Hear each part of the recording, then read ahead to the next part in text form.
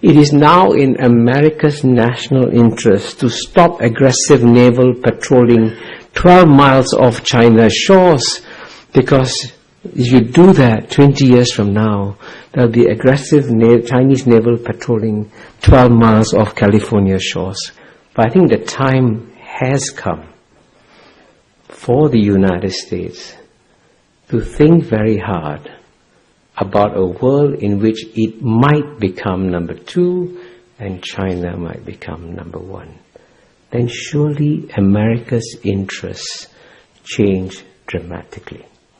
And that's why if America wants to see a China emerge that plays by global multilateral rules and processes, the best way it can do so is not by giving speeches or saying eloquent words about how you should preserve the global system. The best way you do it is through your deeds. And here, of course, I'm going to conclude by mentioning briefly the latest episode that has happened in US-China relations, and which is, of course, as you know, is the Chinese decision to set up an Asian infrastructure investment bank, which unwisely the United States decided to oppose. And as you know, and this is in many ways a sign of the times, in the past, a veto by Washington, D.C. would have meant that all the allies would have stood firmly behind the United States, and the United States veto would have held.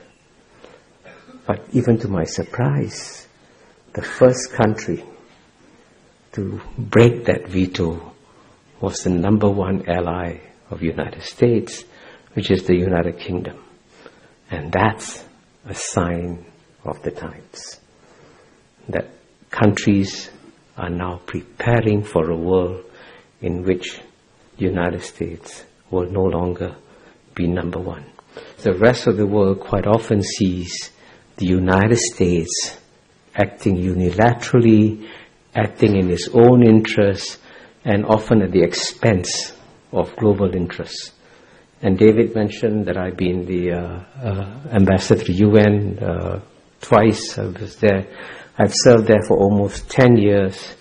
And it's rather tragic to watch in the UN, as I did at first hand, to see that the institutions that were essentially created by the United States after World War II, with the guidance of FDR and Eleanor Roosevelt and all that, these were basically American-inspired institutions which have then been undermined by American policies. You know, as I get older, I get less and less surprised by things, it's quite normal.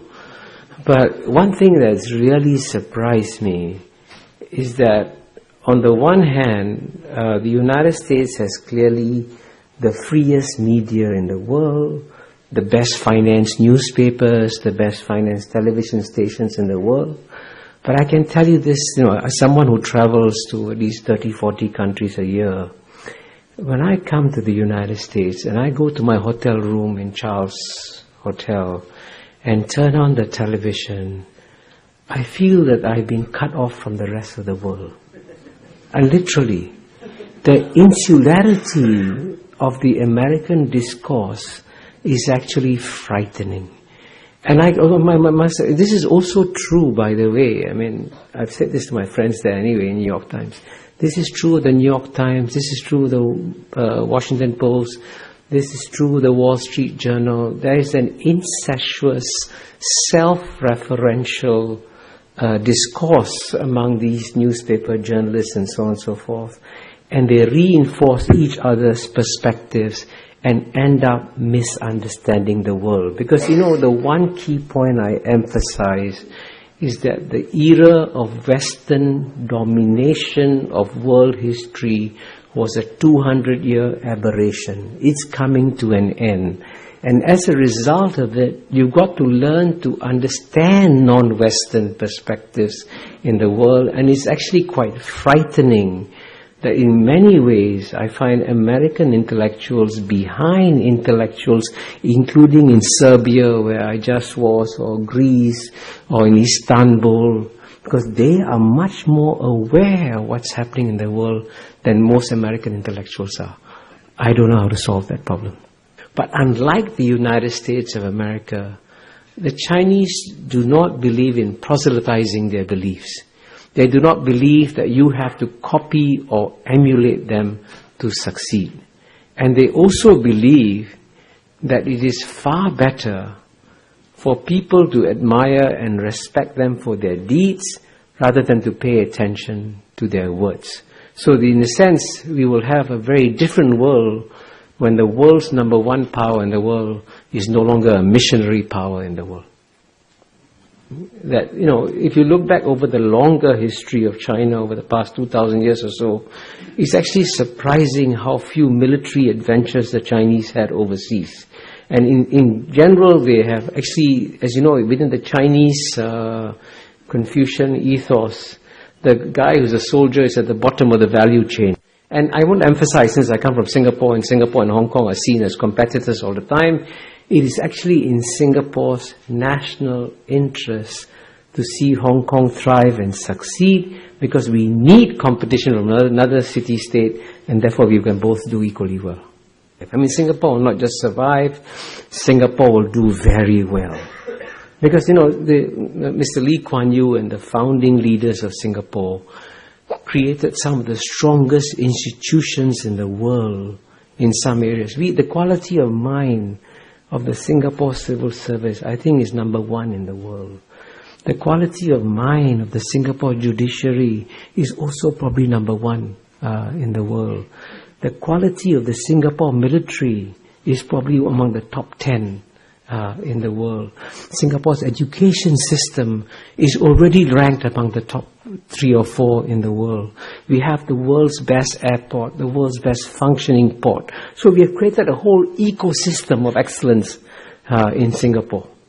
And with that ecosystem of excellence, Singapore is poised to take advantage of a major historical opportunity that is coming its way, because just as London served the European century and New York served the American century, the one city in all of Asia that is comfortable with all the major civilizations in Asia, with Chinese civilization, with Indian civilization, with Islamic civilization, and also Western civilization, is Singapore. So Singapore is going to become the New York of the Asian century. So it's a great time coming ahead for Singapore. And you can read in, whatever, Wall Street Journal, New York Times, Economist, there's this constant belief that the best thing that can happen to China is to have a collapse of the Chinese Communist Party and have a democratic system. The one slightly provocative point I'm going to make here is, be careful what you wish for. Because if the Chinese political system becomes more democratic, it could very well become far more nationalist and far more aggressive as a power. And the great paradox here is that the Chinese Communist Party is actually delivering a global public good by restraining Chinese nationalism. And if you didn't have a strong Chinese Communist Party in charge, you might actually get a more nationalist, a more assertive China. And when I first went to China in 1980, there wasn't a single Chinese tourist leaving China. Last year, 100 million Chinese went overseas freely. And 100 million Chinese returned to China freely. Now, if there's no freedom in China, if China was this despotic, oppressive state, would 100 million Chinese come back to China?